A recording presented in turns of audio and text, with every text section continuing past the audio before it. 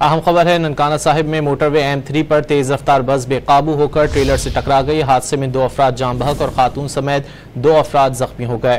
Rescue हुकाम के मुताबिक बस खियाड़े कलां इंटरचेंज पर अलीपुर से लाहौर जा रही थी।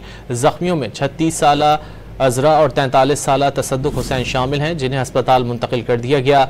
बस में फंसे अफराद को निकालने के लिए ऑपरेशन जारी है। अहम खबर है, ननकाना साहिब में मोटरवे M3 पर तेज रफ्तार बस बेकाबू होकर ट्रेलर से टकरा गई। हादसे में 2 अफराद जान बहक और खातून समेत 2 अफराद जख्मी हो गए। रेस्क्यू हुकाम के मुताबिक बस खियाड़े कलां इंटरचेंज पर अलीपुर से लाहौर जा रही थी।